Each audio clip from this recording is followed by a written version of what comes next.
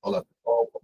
Bom, prazer, né, em estar aqui com vocês mais uma vez, para que a gente possa estar aí, né, falando, conversando com vocês, explicando para vocês alguns conceitos novos, né, relacionados aí ao desenvolvimento para a web. Bom, hoje a gente vai trabalhar com algo, né, e conhecer também, né, para muitos pode ser algo novo, para outros já nem tanto. A gente vai ver como que a gente faz para configurar um servidor web e, a partir daí, fazer uso desse servidor web. Bom, aqui a gente tem que considerar alguns fatores. Eu vou transformar a minha máquina num servidor web. Ótimo. Para testes, desenvolvimento, perfeito. Mas eu vou hospedar o meu site na minha máquina. Aí a gente vai passar a ter alguns problemas, alguns inconvenientes. Por quê? Primeiro, eu preciso ter no meu roteador um IP fixo, já que eu vou ter que configurar o quê? O meu domínio e, consequentemente, né, ele vai estar vinculado a um DNS, e esse DNS tem que, obviamente, pertencer a um domínio fixo, não um domínio dinâmico, que é o que a gente tem, né, em 99,99% das residências, né, se não 100%, tá? Mas vamos deixar uma margem aí, porque às vezes alguém tem um IP fixo, ou paga, né, por esse IP fixo, por alguma eventualidade ou necessidade de alguma funcionalidade, e tem que ter esse IP fixo. Então, não é interessante nós, né, mesmo transformando a nossa máquina, a nossa casa, o nosso trabalho, num servidor web, querer disponibilizar o site desenvolvido na nossa máquina, ou seja, que as pessoas externas acessem o site que está no nosso servidor web. Para isso, é melhor nós contratarmos, né, um provedor de servidor web. Vamos pagar uma taxa aí por mês, tá? Mas vai acabar ficando muito mais barato do que a gente ter todo esse transtorno, toda essa complexidade em transformar a nossa máquina e, consequentemente, disponibilizar esse servidor web online, né, para que todos tenham acesso. Mesmo porque a gente não vai poder desligar a máquina nunca. Ela vai ter que funcionar 24 por 7, 365 dias. Porque todo mundo, a qualquer momento, vai poder estar acessando o nosso site, né, a nossa homepage. E se for um e-commerce, então, ou alguma outra, né, opção aí, algum outro domínio, a gente vai ter que tomar esse cuidado. Então, um servidor web acaba ficando muito mais tranquilo. Ah, mas então por que que eu vou transformar a minha máquina num servidor web? Para poder testar o código do site que eu estou desenvolvendo. Para poder testar os arquivos, o JavaScript, o PHP, o HTML, verificar como está a resolução, ou seja, todos os detalhes do meu site. Tá? Ah, mas então, qual serviço, qual servidor eu vou estar instalando? Eu costumo usar muito qual? O Apache. Tá? Eu sempre faço uso aí do Apache, né, nesses nossos mecanismos para poder estar gerenciando isso. Por que o Apache? Ah, porque aí eu já posso estar, né, trabalhando com PHP, com JavaScript, com código Java, com conexão a banco de dados. Enfim, eu tenho grandes recursos com relação a isso. Né? Ah, e qual o servidor que você tem? No meu caso aqui, vou compartilhar a tela com vocês, tá? Já está mostrando aí, né? Compartilhar a tela cheia, inclusive, tá? Para facilitar todo esse processo. Né? Então, eu tenho, no caso aqui, né, como servidor web, tá? Eu instalei o XAMPP, tá? Então, vocês podem procurar na internet XAMPP Control Panel, né, ou só XAMPP, XAMPP, vocês vão encontrar, vai ter toda, né, a opção para você fazer aí o download e, consequentemente, fazer a instalação do XAMPP. Bom, aqui, pessoal, eu posso ter o servidor Apache, o servidor MySQL, um servidor de FTP, né, o FileZilla, o Mercury, que também é um servidor, e o Tomcat, que também é um servidor. Tá? Eu costumo utilizar o quê? O Apache. Apesar de vocês terem no material aí, né, o Apache Tomcat, né, apesar de vocês também terem aí o IBM, né, o WebSphere, ter visto aí, né, o Glassfish, o Zen Server, Unicorn, né, Git Unicorn. Então, tem vários servidores aí. Dentre eles, o Apache, o Tomcat são os mais utilizados, tá? Então, para isso, basta, né, depois de instalado o XAMPP, tá, vocês vão procurar, né, XAMPP. Vou até fazer aqui para vocês, tá? Só para ilustrar essa parte. Onde vocês vão procurar? Então, vocês vão colocar lá, por exemplo, XAMPP. Opa. XAMPP. Tá? Ele vai trazer aqui já de cara, ó, XAMPP Installer and Downloads for Apache Friends. Né? Então, clicou aqui, ele vai direcionar, né, aqui para o XAMPP. Como eu tenho a versão Windows, ele já trouxe isso como padrão, mas eu tenho isso para Linux, para OS X, então vai depender aí do que vocês estiverem trabalhando. Clicou, se for no caso o Windows, olha, já traz o PHP 8.2.12 também, tá? Então, ele já é bem completo com relação a isso. Clico aqui, né, ele vai trazer aqui algumas opções para poder fazer o download e tudo mais. Fala que se o download não começar para clicar aqui, então aqui ele já faz o download do XAMPP, tá? Para a gente poder fazer a instalação. Não vou fazer a instalação aqui, por quê? Porque o meu já está instalado, tem uma série de configurações já, e de trabalhos já hospedados aqui nesse servidor, e aí eu vou ter que simplesmente começar tudo do zero. Mas, deu um duplo clique, next, next, next, next, finish, beleza, ele vai fazer a instalação. Ok? Então, esse é o processo para fazer o download do XAMPP. É bem tranquilo, bem simples, vocês vão conseguir fazer aí sem maiores problemas. Feito isso, eu vou dar um start no Apache. Tá? Ora, ele já abriu, né, as portas, ele tem dois processos, tá? Já abriu a porta 80 e a porta 443. Tá? Então, ele já tem, né, já dá para nós essa porta e a partir daí, né, ou seja, praticamente o nosso servidor web já está pronto, já está funcionando, já está rodando. Mas e aí, como que eu vou tratar agora essa questão? Posso clicar aqui no X para fechar o XAMPP, tá? Ah, detalhe, toda vez que eu reiniciar a máquina, eu tenho que startar o XAMPP, tá? E, consequentemente, lá startar o Apache.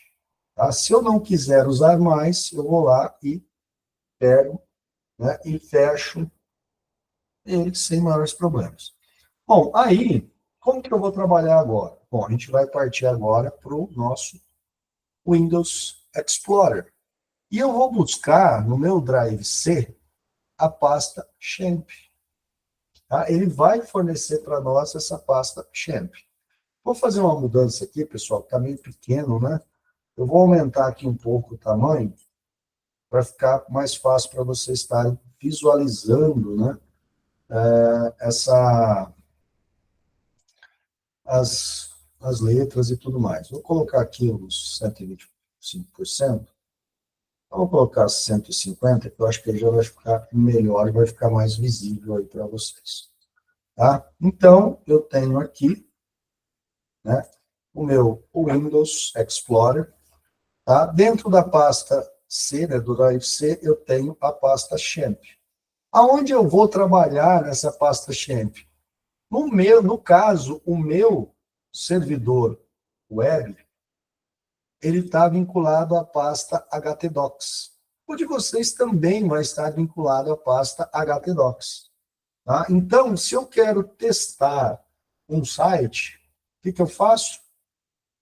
Vou colocar ele na pasta htdocs. Vocês podem ver que eu tenho aqui já, né, um site pessoal, um site chamado Storage, né, entre outras opções aqui já como default, né? Mas eu posso vir aqui, vou criar um novo site.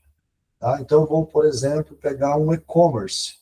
Então, eu vou dentro aqui criar um novo uma pasta e vou chamar de new site, tá?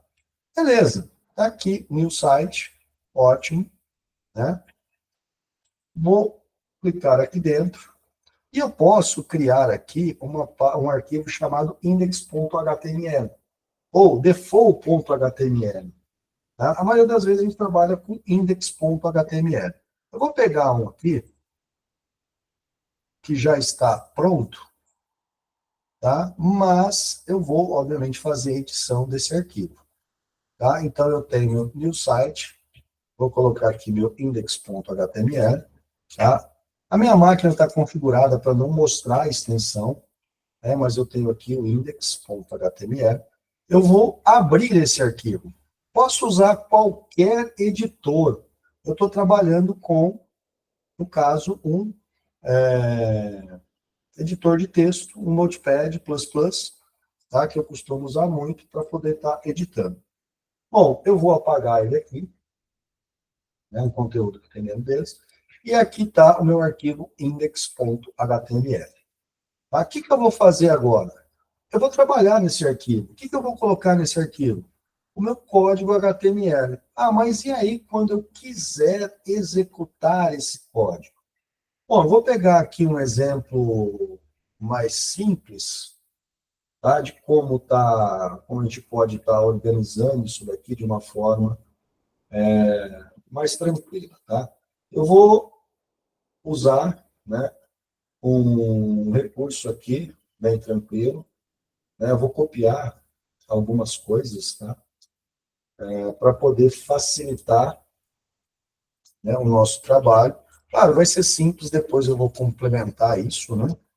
Mas só para vocês verem, né, como que a gente vai estar trabalhando. Aí eu vou ter o cabeçalho, aqui eu vou ter o corpo, né? Vou fechar aqui o meu corpo do texto, né? Beleza, tem essas informações aqui que a gente vai estar trabalhando, né? Vou fechar aqui também que faltou aqui o HTML. Opa, faltou a barrinha aqui para fechar o HTML, né? E, consequentemente, eu vou colocar alguma coisa aqui nesse corpo desse texto aqui. Eu vou colocar um menu aqui, né? Já que o foco vai ser trabalhar com o JavaScript, né? Que a gente também vai ver. Então, eu vou colocar aqui um cabeçalho, né? Um H1. Vou colocar um texto aqui, trabalhando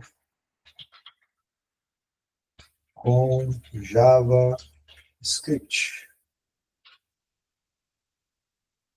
Tá? E vou fechar aqui o meu H1. Perfeito, né? Um arquivo índice bem tranquilo, vou salvar ele, vou minimizar aqui, tá? Tá aqui meu arquivo índice. Vou vir aqui na minha página, né? Meu navegador aqui que estava aberto, né? Onde eu fiz inclusive a pesquisa aí com vocês, né? Deixa eu carregar ele aqui. Né? Eu acabei fechando ele, né? Mas tudo bem, vou trazer aqui minha página. Agora, como eu quero acessar esse servidor, eu vou colocar o quê? Localhost new site. Então, o localhost aqui eu estou colocando como se fosse o meu domínio.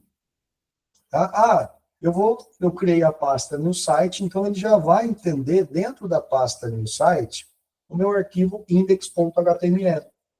Tá? E se fosse default.html? Sem problemas, ele ia entender também default.html. Tá?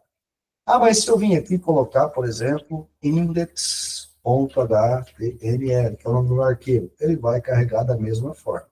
Então, ele trouxe aqui, ó, trabalhando com JavaScript. Ou seja, eu transformei, tá, usando, né, o Champ aqui, e, obviamente, startando o serviço do Apache, eu transformei a minha máquina local num servidor web. E agora eu posso estar trabalhando e desenvolvendo o site e testando o site, tá? Como se eu estivesse acessando ele por um domínio. Ah, mas eu estou usando localhost. Por que eu estou usando localhost? Porque a minha máquina, tá, é o servidor web. Ah, mas e se eu tivesse um servidor web na rede, servindo todos os desenvolvedores?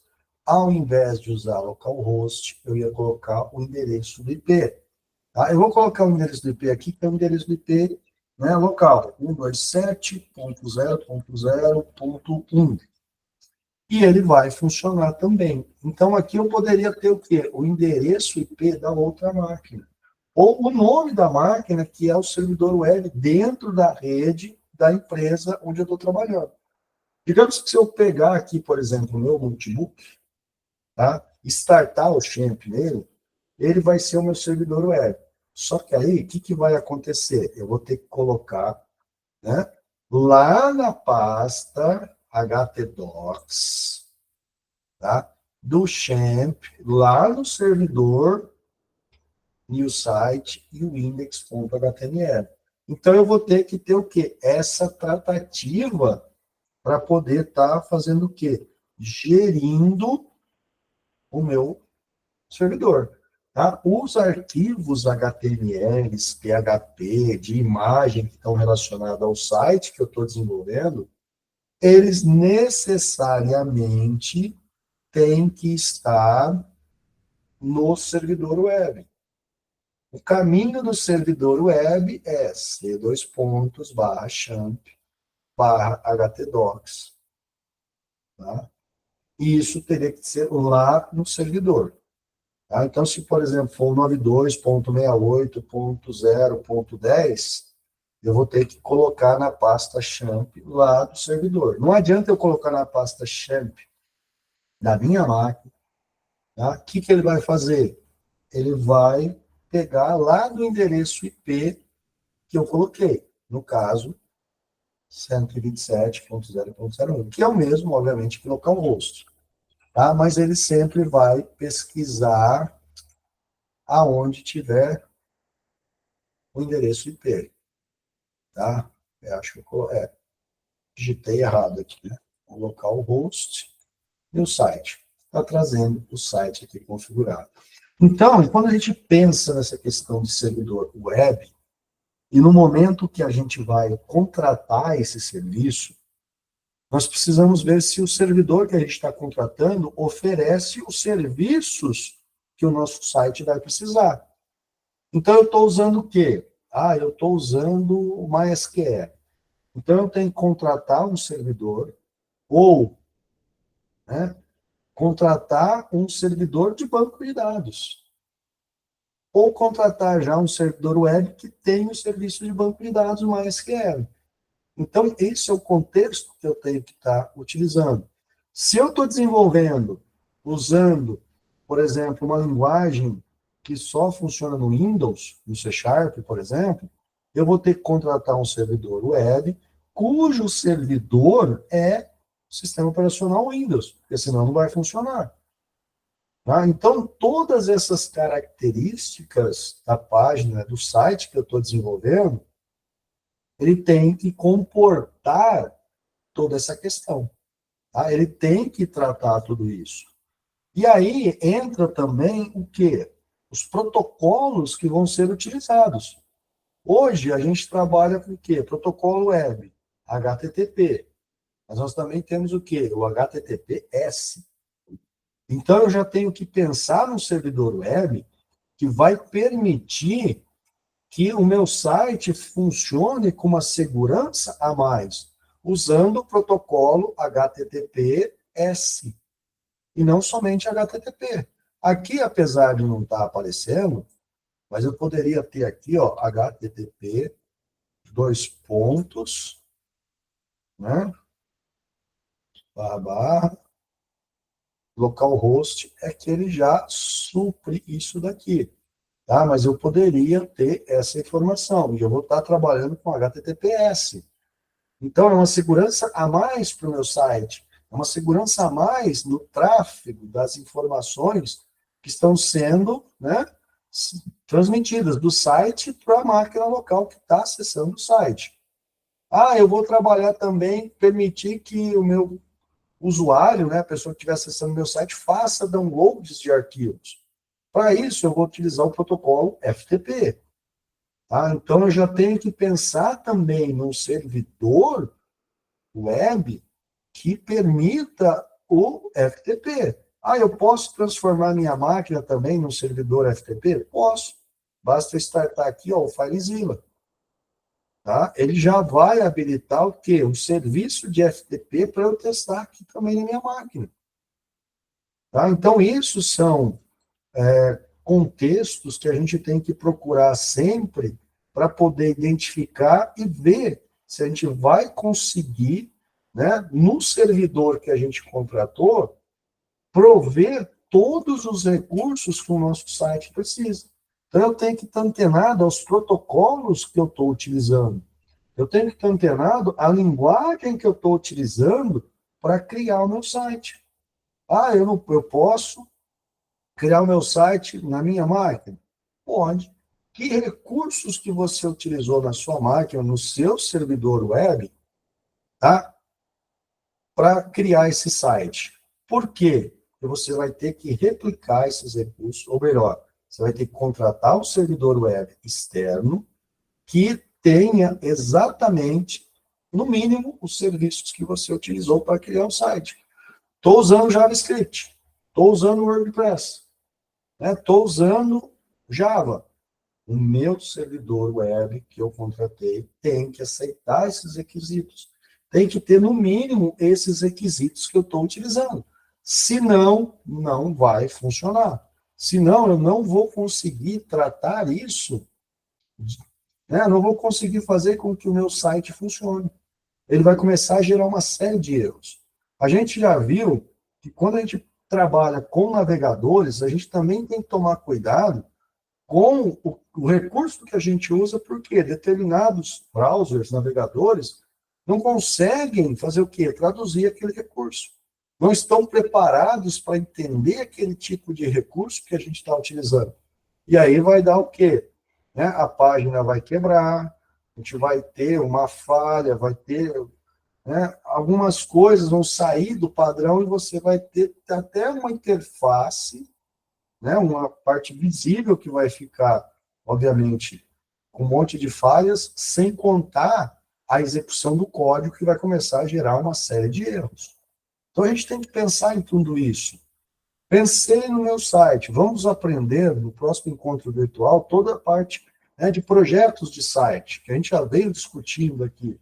Mas o que a gente precisa? Definir o projeto, os recursos que serão utilizados e, consequentemente, né, um servidor web que aceite, que execute esses recursos que a gente está utilizando.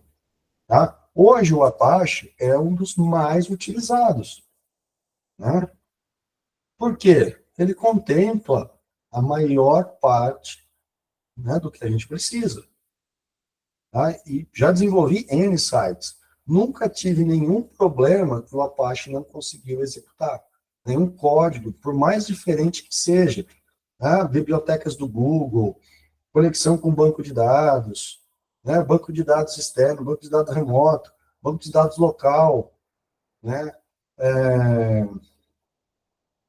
Outras APIs do Google, né? APIs de pagamento, enfim, é um dos servidores mais completos que nós temos hoje. Podem usar outros? Sintam-se à vontade.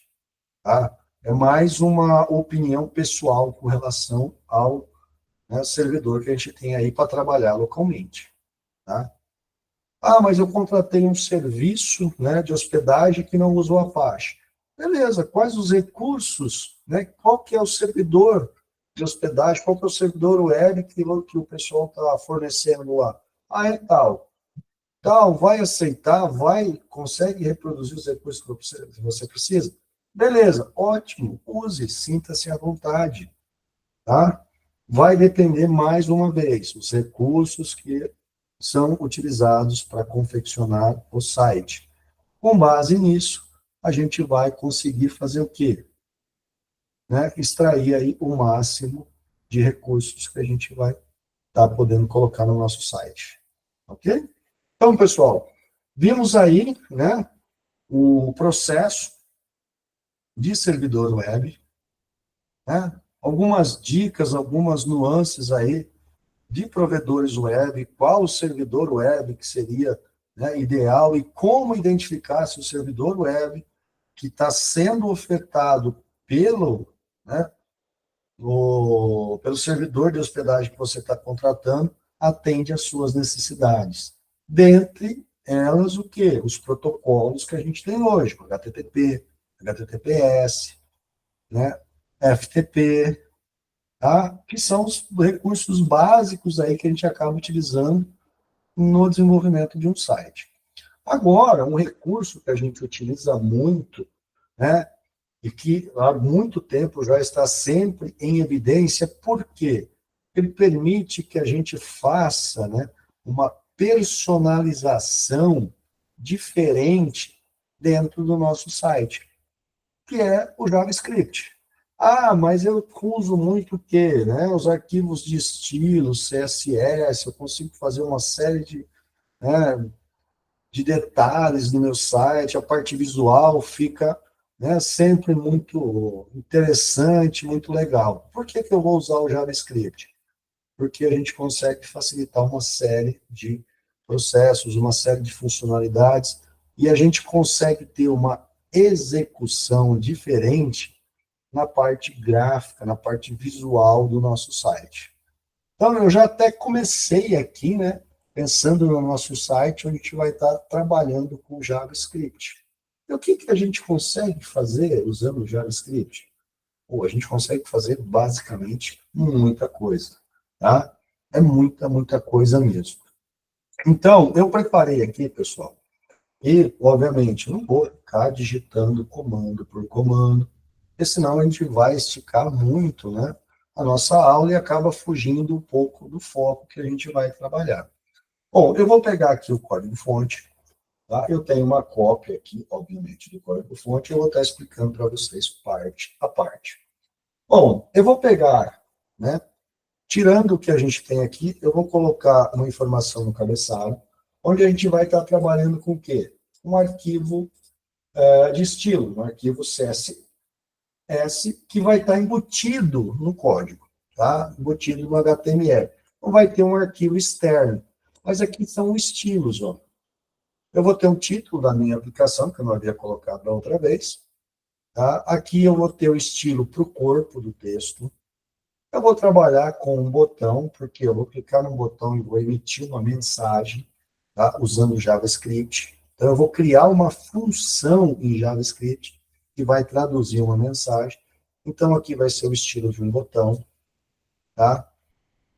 Uma configuração de botão, quando eu pressionar, e aqui uma configuração da mensagem. Então, o meu arquivo de estilo, que foi criado aqui, ele está gerenciando 4 partes da minha página. O corpo do texto, se eu salvar isso aqui agora e vir aqui, né, no HTML e dar um atualizar, ó, já mudou, tá? Por quê? Porque eu formatei o corpo do texto, tá? Então, eu só tinha o quê? Trabalhando com JavaScript. Ele já mudou, ele já formatou tudo bonitinho. Notem que eu tenho uma visão diferente do que eu tinha antes. Trabalhando com JavaScript, estava aqui no canto superior esquerdo, com uma determinada fonte, aqui já está com outra fonte, centralizado, tudo bonitinho. O que eu vou fazer agora? Eu vou pegar aqui e eu vou colocar, né, o botão. Eu vou pegar o código do botão aqui. E esse botão, pessoal, ele já vai funcionar com por exemplo, eu vou trazer um botão aqui, clique aqui. Então, eu vou copiar aqui essa parte do botão, tá? Eu vou tirar uma parte aqui, né? Então eu vou ter o quê? Um botão, tá? Aonde eu vou ter aqui a parte click me. Bom, eu trouxe uma coisa a mais aqui. Se eu salvar aqui e ver como que ficou agora a minha página, ele já traz o botão, ó, clique me. Está fazendo alguma coisa? Não. Só que a hora que eu passo o mouse em cima do botão, ó, ele está mudando de cor. Isso faz parte do arquivo de estilo, tá? Que foi, né, o button, dois pontos, over. Quando eu passar por cima dele, ou quando eu clicar nele, ele vai dar esse efeito, tá? Que a gente está trabalhando. Bom, o que eu vou fazer aqui agora? Eu vou pegar e vou colocar também um outro recurso que a gente vai estar utilizando, que é a nossa mensagem, tá? Então, eu vou ter aqui, ó, um ID mensagem, e eu vou colocar um texto. Vou colocar aqui, ó, texto da mensagem, tá? Vamos ver o que vai acontecer aqui agora. Ele vai, vou dar um refresh, ó, texto da mensagem. Ele trouxe aqui, ó, clique, fazendo nada, trabalhando com JavaScript. Agora eu quero aqui apresentar o quê? Uma mensagem, só que eu quero que essa mensagem seja gerada por um código JavaScript. Tá? Então, o que eu vou fazer? Eu vou criar uma função agora, utilizando o quê? A linguagem JavaScript. Como que eu vou fazer isso? Como que eu vou criar isso? Pessoal, quando eu for trabalhar com JavaScript, não existe, né, um local exato, tá? Onde eu vou colocar o código do JavaScript. Eu posso colocar aqui no início, eu posso colocar no meio, eu posso colocar embaixo. Vai depender da organização que eu quero fazer, tá? De preferência, colocar dentro, né, da parte aí do bloco de texto do body, tá? Por quê? Porque está no corpo do texto, né? Então a gente vai ter, né, esse gerenciamento. Só que quando a gente for pensar num código JavaScript, a gente tem que falar para o HTML que a gente vai rodar o quê? Um script. Então, eu tenho que criar um código script. Um código onde eu vou colocar o meu código JavaScript. Então, eu tenho que ter esse bloco de código. Eu preciso ter esse bloco de código para poder estar gerenciando isso. Tá? O que eu vou fazer agora?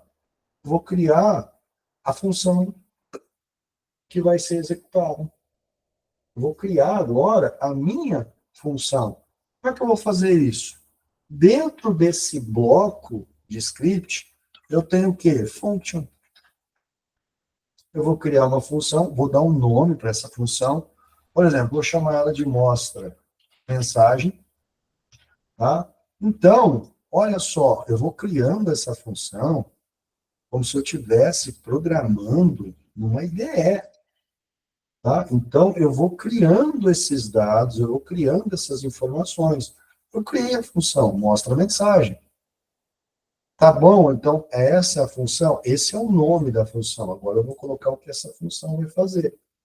Tá? Então, eu vou criar agora uma constante. Por que eu vou criar essa constante? Essa constante vai facilitar o meu trabalho. Por quê? Porque ela vai selecionar aonde a mensagem vai ser exibida. Eu não criei aqui, ó, um parágrafo que eu dei o ID de mensagem.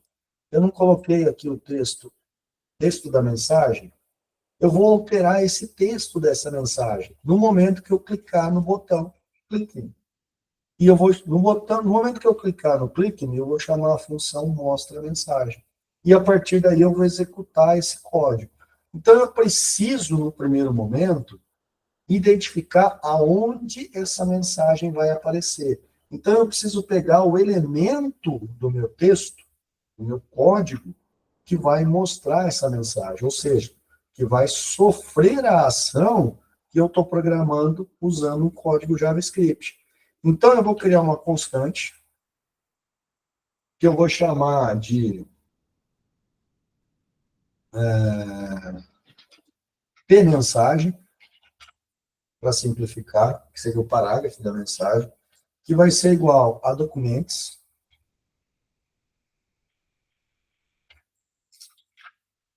ponto, get, tá? Por que documentos? Porque eu estou pegando do documento do meu texto. Né? Então, eu estou pegando do meu texto, né, o que eu quero? Element by ID. E agora eu coloco o nome do elemento, mensagem, que é justamente o quê? O nome do elemento que eu tenho aqui. Ó. Se eu coloquei mensagem tudo minúsculo, eu tenho que colocar aqui também tudo minúsculo. Tá? Então, aqui eu tenho, tá, documentos, get element by ID, mensagem. Agora, eu vou fazer o quê? Eu vou começar a trabalhar com essa constante que eu criei aqui. Porque essa constante é que vai fazer o quê? Apresentar a mensagem. Então, P, mensagem, ponto, text, content, vai ser igual, olá, executando uma função em JavaScript.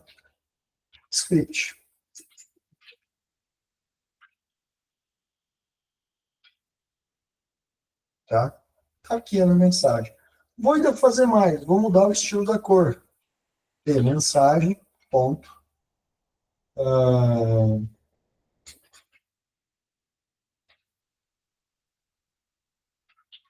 style, ponto, color, igual a green. Beleza. Implementei a minha mensagem. Implementei a minha função. Perfeito. E agora? O que eu vou fazer? Eu vou executar isso daqui. Mas antes, eu preciso falar no botão aqui, clique, que no momento que eu clicar, é para ele chamar a função que eu acabei de definir aqui. Tá? Então, eu preciso disso. O que eu vou colocar aqui? Vou chamar a função onClick,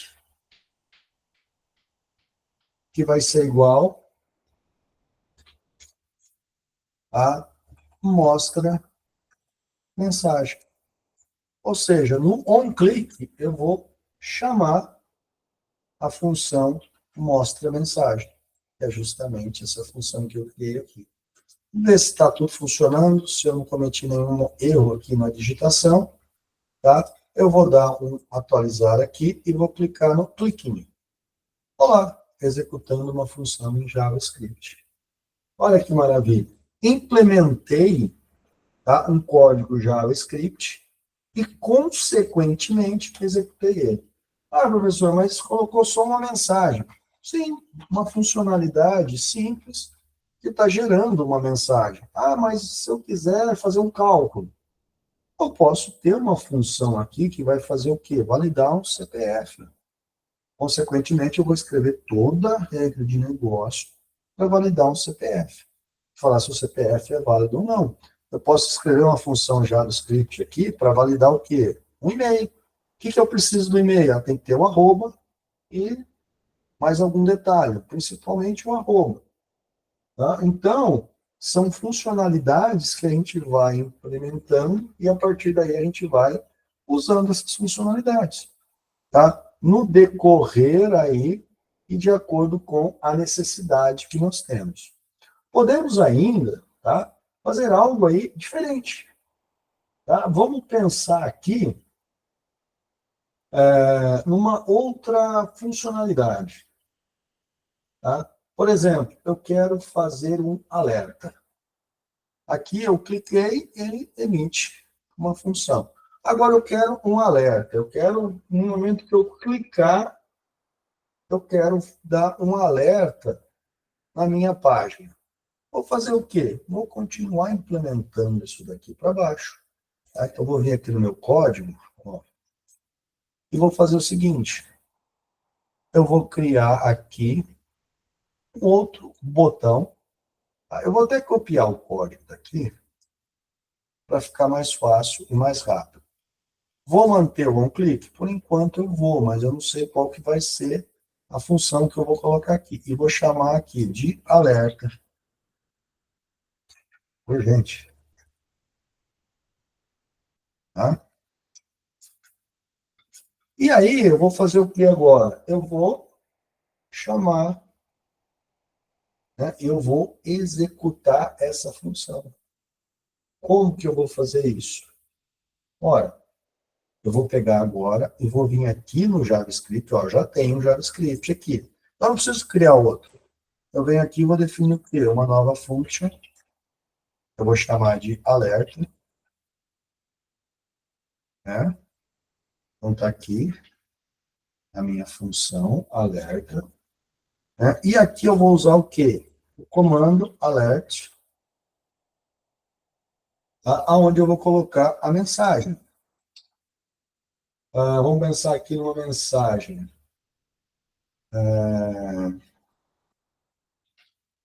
Um alerta urgente criado em JavaScript. Olha que maravilha. Né? Preciso fazer mais alguma coisa? Não, eu estou usando a função alert. Mas como é que eu faço para identificar essas funcionalidades? A gente tem que conhecer um pouquinho das funcionalidades dos comandos do JavaScript. Então, tem aí um material, tem alguns exemplos de comandos, né? Tem uma vasta bibliografia, né, de livros aí programando em JavaScript. Tem um até muito interessante, Aprenda JavaScript em 21 dias. Né? Tudo bem que a gente nunca consegue isso em 21 dias, a gente sempre vai um pouco mais, né? Porque são bastante recursos aí que a gente vai estar utilizando. O que eu vou fazer agora? Criei minha função, eu vou chamar ela, né, no meu botão, que é o meu botão alerta urgente. Então, se eu salvar aqui agora, o que vai acontecer?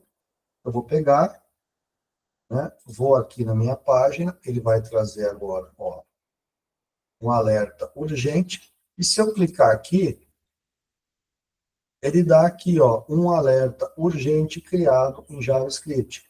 Notem que ele trouxe uma outra tela, né, na frente. Então, eu criei uma página na frente, tá? Diferente do meu exemplo anterior, aonde eu ponho a mensagem exatamente dentro do meu código. Então, existe um local definido no meu código aonde eu vou fazer o quê? A inclusão desse alerta em Java, melhor, a inclusão da mensagem em JavaScript. No momento que eu criei um botão que faz um alerta, ele sobrepõe uma página acima, tá?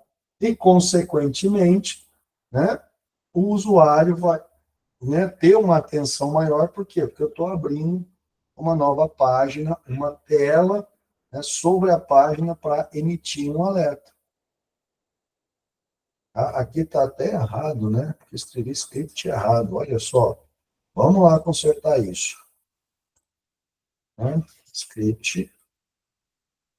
E aí, ótimo, temos agora, né, duas funções aqui usando o nosso JavaScript, onde a gente consegue fazer o quê? Tá? Definir como que o nosso site, né, como que vai ser as mensagens de interação com os nossos usuários no momento que ele estiver, né, obviamente, aí navegando no nosso site. Vou dar um refresh aqui. Pronto, agora está aqui, ó. Ainda está errado, né, porque está script, não script.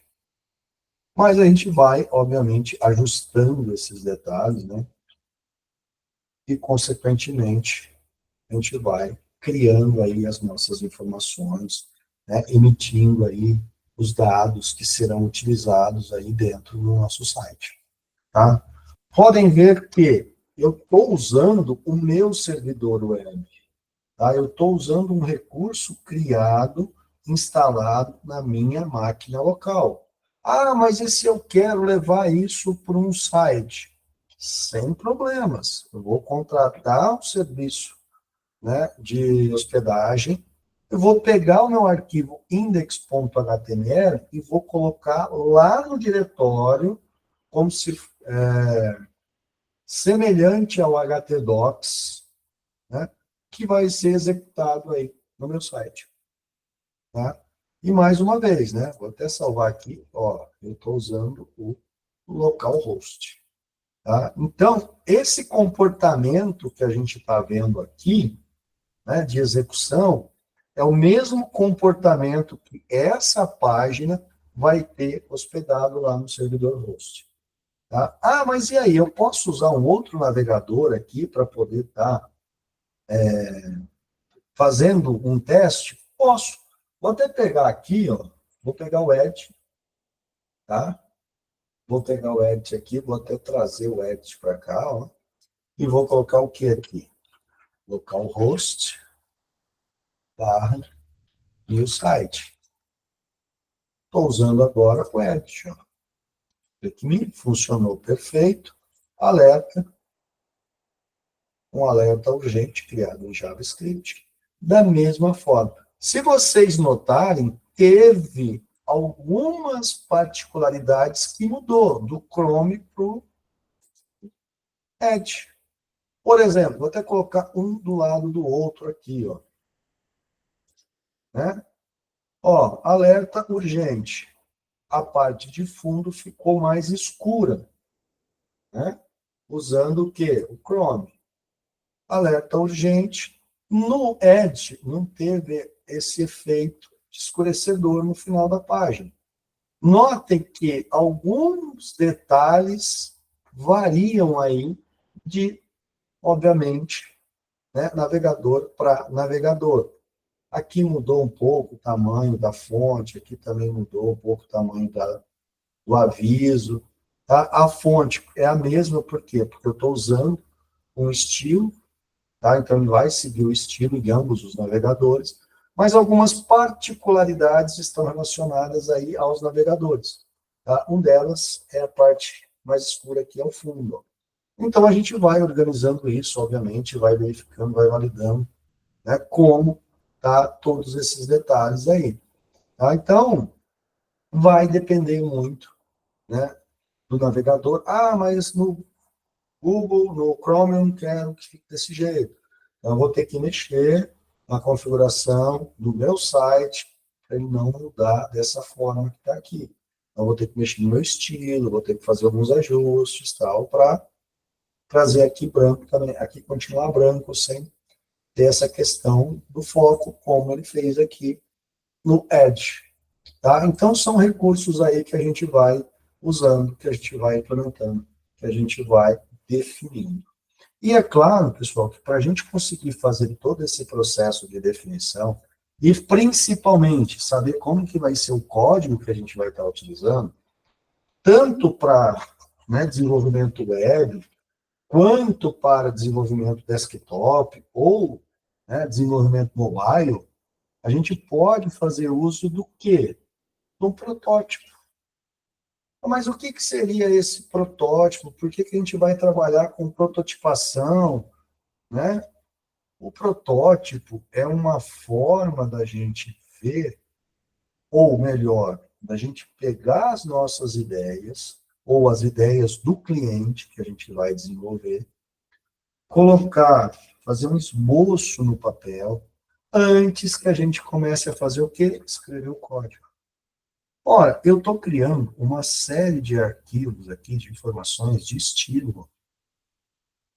Ah, beleza, mas o cliente pode chegar e falar assim, ó, esse botão aqui, a fonte dele, eu quero maior, quero 18. Ah, ele vai ter uma cor diferente. A cor dele aqui não vai ser white, vai ser black. Eu vou já criando um protótipo, desenhando como que vai ser, mesmo que num rascunho, como que vai ser a interface do meu site, ou do site que eu estou construindo para o meu cliente, e ele já vai verificando, gostei dessa ideia, gostei disso, não, aqui, esse botão não se encaixa, vai para cá, vai para lá, ele começa a dar sugestões em um documento que ainda não é a versão final, mas que vai ser muito mais fácil alterar esse protótipo numa ferramenta ou num papel do que depois eu alterar isso dentro do meu código. Eu não mudei aqui o tamanho da fonte do botão? Mudei. Se eu salvar isso daqui e vir aqui para o meu código e dar um refresh, ó, eu troquei para preto. Ah, mas esse botão aqui eu não queria que ficasse em preto, eu queria que ficasse em branco. Essa fonte eu não queria 18, eu queria 20, mas essa eu quero 18. Então, o que, que acontece? Eu passo a ter uma complementação de informações dentro da minha página de estilo, dentro do meu documento de estilo, de como vai ser a interface. Ó, essa fonte aqui eu não gostei. Ah, esse trabalhando com Java, eu quero aqui, ó, nessa posição, eu quero aqui. Então, tudo isso vai sendo ajustado e desenhado num protótipo. E a partir do momento que esse cliente dá o aval no protótipo, a gente parte para onde? Para a escrita desse código e, consequentemente, a implementação desse site. Por que, que a gente vai partir para isso? Porque, como eu disse, dependendo de como a gente implementar o site, qualquer mudança, por mínima que seja, né, ainda mais quando a gente trabalha com arquivos de estilo, com arquivos CSS, com JavaScript, dentre outros recursos que a gente pode utilizar, qualquer mudança pequena pode ser um grande transtorno. Ou seja, vai impactar em várias mudanças que a gente vai ter que estar gerindo isso. Então, a gente pode sofrer com isso, tá? Demandar um maior tempo de manutenção. Por quê? Porque mudar no papel é rápido, você apaga e muda.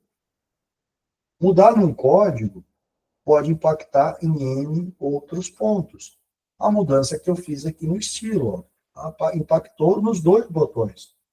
Poxa, mas eu não queria que impactasse nos dois botões, eu queria que impactasse num só. Então, eu vou ter que reescrever o arquivo lá de estilos para ter essa diferença entre os botões. Ou eu vou ter que vir aqui no código, tá? Vou dar um exemplo, mas não vou mexer. Ao invés de eu deixar aqui o font size 18, passar isso daqui para 16, que vai ser o padrão para todo mundo, e mudar aqui no código do botão o font size dele para 16. E aí eu vou ter que fazer o quê? Uma mudança nesse botão. Por quê? Porque os demais botões vão ter que ficar com 16, aqui eu vou ter que mudar para 18. Então eu passo a fazer o quê? A ter que procurar o componente na tela para poder fazer o ajuste. E como que a gente faz isso? Existem aí várias ferramentas de prototipação, tá? Que a gente consegue, tá, eu posso fazer isso no papel? Posso. Mas eu posso também fazer isso, né, num protótipo. Então, o que a gente pode ter aí? A gente pode ter várias ferramentas, como eu disse, né, de prototipação para poder estar desenhando esse protótipo, tá? Então, vou trazer aqui, até fiz uma pesquisa aqui rápida, né, em um site, vou mostrar para vocês aqui, as 10 principais ferramentas de prototipação que a gente pode estar utilizando no nosso dia a dia. Tá? Algumas pagas, outras não. Então, por exemplo, perguntei nesse site aqui, ó, tem a Figma, tá? A prototipação aqui a gente pode ver que está o quê? Mais para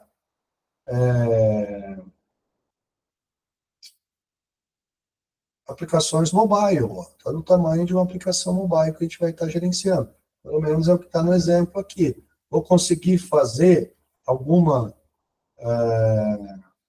para páginas web? Ele fala aqui, ó, ferramenta de designs para o X. Tá? Então, ele já trabalha aqui já com protótipos para dispositivos, para mobile, né, para apps. Aí tem uma outra, né? Studio Origami, também para mobile. Né? InVision, também para mobile. Ele está criando todas as interfaces do mobile. Hoje eu peguei uma só para mobile aqui. Protótipa, também para mobile. Adobe XD, também para mobile. Poxa, só peguei para mobile. Peraí, vamos mudar. Opa, fluxo da web. Entramos agora numa ferramenta onde a gente vai conseguir desenvolver um protótipo para um website. Tá? Então, aqui a gente consegue estar fazendo o quê? Esse gerenciamento, né, para o website. Então, via fluxo da web, Webflow, poderoso software, assim, código, ferramenta de web design, a gente vai acessar isso, obviamente, na web, tá? Então, mas ele cobra, né? Inicial, gratuito, basic, $14, mas é umas opções que a gente tem para poder estar desenvolvendo, né, o nosso site. Então, tem algumas com mais recursos, com menos recursos, tá? Aqui também, né, é uma mais para aplicações que vão funcionar na nuvem, tá? Com outro design, aqui nós já temos um custo mais alto, né? Mas a gente tem aí N ferramentas, né? Eu até vou voltar aqui, eu vou pesquisar aqui, ó, prototipação para websites. Tá? Eu costumo, pessoal, no momento que eu estou fazendo isso, eu costumo fazer o quê? Eu costumo fazer esse desenho no papel. Tá? Pego ali, conversando com o cliente, pego uma folha de sulfite e já saio rascunhando, né, o básico, por quê? Para já ir tendo uma ideia de como ele vai querer, né, e como a gente pode já começar a pensar, a trabalhar. E aí, com base nesse primeiro contato, a gente já consegue imaginar como vai ser a cara do site. Tá? E por mais simples que seja o site, tá? A interface vai gerar mudanças. Tá? Vai gerar muitas mudanças. Né? Estava implementando há um tempo atrás um site com uma única página, tá? Simplesmente montei o site em aproximadamente 30 minutos. Era uma única página, 5 informações, um formulário de contato, algo simples, tá? Que demandou depois aproximadamente mais umas 4 horas de ajustes junto com o cliente. A parte de texto, a parte de imagens, né? Ah, precisava ter essa imagem ao invés de estar aqui à esquerda e para a direita. Tá? Por quê? Eu acabei não fazendo nenhum protótipo para ilustrar isso. Tá? Mas como era algo pequeno, tá? Então optei por já fechar isso. Vou mostrar uma versão inicial do site funcionando para o cliente e a partir daí a gente vai ajustando, né, de acordo com o que ele precisa. E é claro, vão ter outros ajustes aí para tá, obviamente, mexendo nesses sites. Aqui, ó, o iMaster mostrou aqui nessas ferramentas para qualquer tipo. Ó, aqui é um protótipo, tá? Aqui é um protótipo que você vai rascunhando, ó, numa folha de sulfite. Eu costumo trabalhar dessa forma, né? Com os botões. Né? Claro, não vou ter um desenho explícito, né, do navegador, mas pelo menos como vai funcionar o site, né? O Ashword também aqui, ó, já dá para a gente trabalhar com sites aqui. Tem um blog aqui, né, uma página um pouco maior. O Sketch. Tá? Aqui, pessoal, o Sketch, né, eu havia até esquecido, eu usei bastante ela. E o que, que ela faz? Você vai colocando os componentes na tela como se você estivesse desenhando manualmente. Então, os componentes, eles são no estilo de rascunho mesmo, de protótipo. Então, isso é bem interessante. Por quê? Ah, aqui mais uma, ó, né? Balsamic também faz isso, ó. Vocês podem ver que a tela de busca aqui, ó, é bem rudimentar, como se fosse feito na mão mesmo, né? Então, é algo assim, ó, a página aqui, né, o botão voltar, a busca na página, web page. Então, é bem interessante isso. Por quê? Porque o usuário tem essa visão, já que é um protótipo que é algo assim já manual, que é algo assim provisório mesmo, só para ele ter uma ideia de como tudo vai funcionar, né? Então, isso é bem interessante, tá? Provavelmente, agora, a Balsam tem um custo. O Sketch antes não tinha custo, mas agora, pelo jeito, está tendo, né? 30 dias free, e depois $99. Agora, esse $99 não sei se é forever ou de tempos em tempos, temos que ver isso, né? Mas a gente usa bastante, tem muitos projetos, e $99 for a licença vitalícia, é um custo bem acessível aí que a gente consegue estar utilizando, né? Então, temos aqui, ó, essa outra aqui também, né? O OmniGriffle, tá? Aqui tem um custo que varia de 99 a $199, mas ela traz as coisas, assim, bem interessantes, tá? Que é a hora que a gente vai montando, tem uma ideia, né, intuitiva que vai ajudando a gente a pensar nessa questão do protótipo. Então, toda vez que a gente pensar nisso de protótipo, é isso que a gente tem que ter em mente.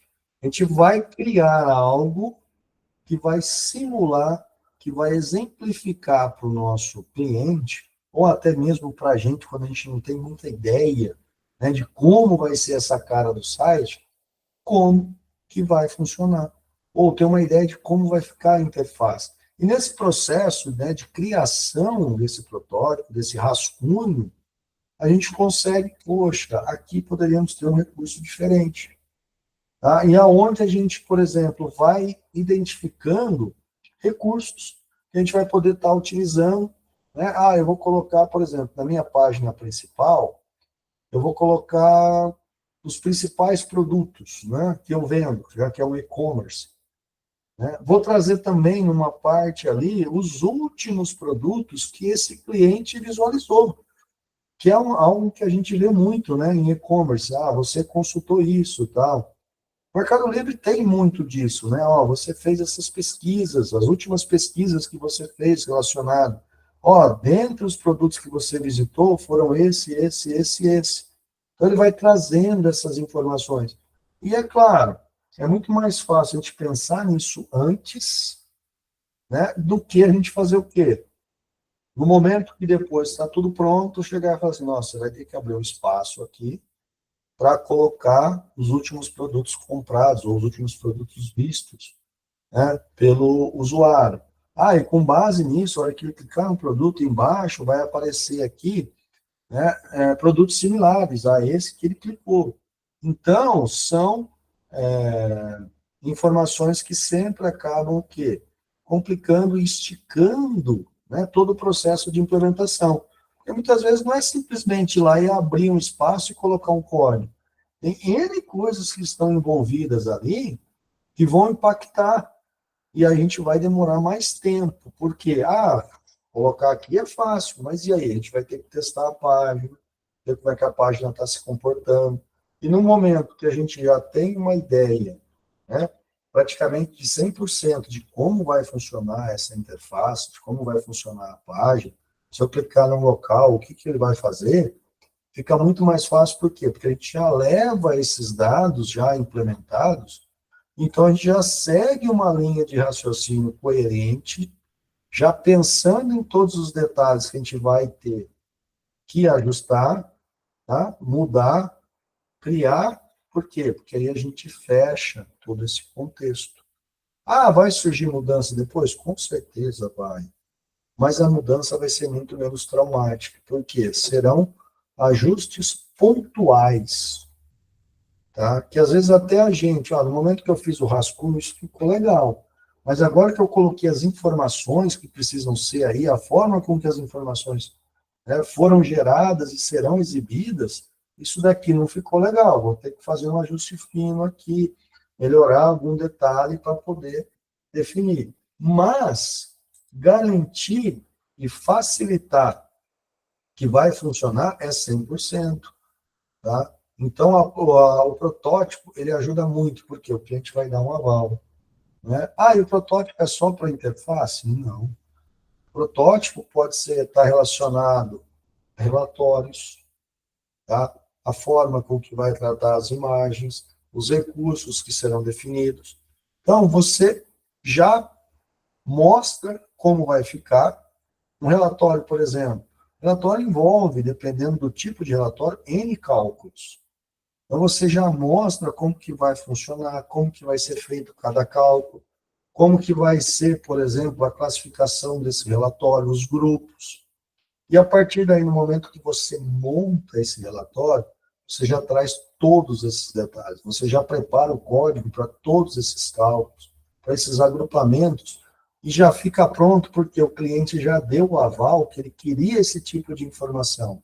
Imagine um relatório, você coloca X informações, o cliente chega e fala, ó, não são essas informações que eu quero, você tem que trazer tudo de novo.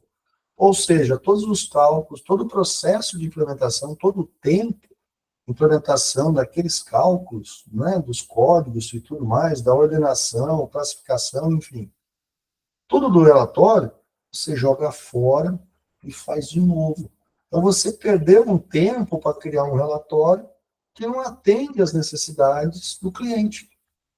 Da mesma forma, vou perder um tempo aqui criando uma página para o cliente olhar e falar assim, não condiz com o que eu quero. Não é desse jeito que vai funcionar. Você vai ter que pegar e simplesmente jogar todo esse código fora e fazer de novo. Tá? Então, o protótipo ele vem para ajudar a gente a ter uma ideia e, principalmente, fornecer para o cliente uma ideia também, ou quase que real, de como vai ficar o site que ele está pedindo. E a partir daí ele já vai ter uma ideia. Pô, não gostei dessa questão aqui. Ajusta. E você vai ajustando. Para que você implementar no site, você vai seguir todos os critérios, os conceitos que ele foi passando para você e, consequentemente, ajustando todos esses detalhes. Ok, pessoal? Bom, vimos, né, de uma forma aí simplificada, claro, não dá para a gente entrar em todos os detalhes, senão a gente vai ficar aí horas e dias, né, a fio discutindo toda essa questão, mas vocês têm aí já conhecimento e uma bagagem para montar um servidor web na máquina de vocês, entender qual que vai ser o melhor servidor de acordo com a necessidade que vocês estão, né? Já que os recursos que vocês vão colocar no site, onde vocês também, através da prototipagem, conseguem definir isso, tá? Então, por exemplo, aqui eu quero um mapa com localização. Vocês sabem que vocês vão ter que usar uma API do Google para poder fazer isso, Google Maps, para poder gerenciar isso, que é muito mais fácil. Eu quero traçar uma rota daqui até um local, API do Google para fazer isso. Então, a prototipagem vai trazer esses recursos para vocês. E, consequentemente, baseado nesses recursos, conseguir identificar qual o melhor servidor, né, de hospedagem que vocês vão ter que estar melhor. Não qual o melhor, né? Quais os recursos que vocês vão ter que solicitar ou ter que analisar no momento que vocês forem contratar um servidor de hospedagem web para esse site que está desenvolvido, tá? Que está sendo desenvolvido. Vimos aqui rapidamente uma parte do código em JavaScript. A partir daí, é só vocês estudarem os comandos, né, da linguagem JavaScript, mas esse é o contexto, ou seja, tudo em JavaScript vai ficar num bloco de códigos definidos pelas palavras reservadas script, tá? Posso ter vários dentro do site, dentro do arquivo. O ideal é ter tudo num único local para ficar organizado, mas todo o arquivo eu posso ter um código JavaScript que vai ser executado sem maiores problemas, tá? E aí o sistema vai gerando e vai tratando isso de acordo com a real necessidade que nós queremos. Tá ok? Qualquer dúvida que vocês tiverem, entre em contato comigo, estou à disposição, tá? A gente vai discutindo, vai sanando essas dúvidas, e a gente vai aprimorando cada vez mais e mais esse conhecimento aí, né, relacionado à programação para a web. Ok, pessoal? Um forte abraço aí a todos, bons estudos, tá? E estou à disposição aí para o que vocês precisarem relacionado às dúvidas. Até mais.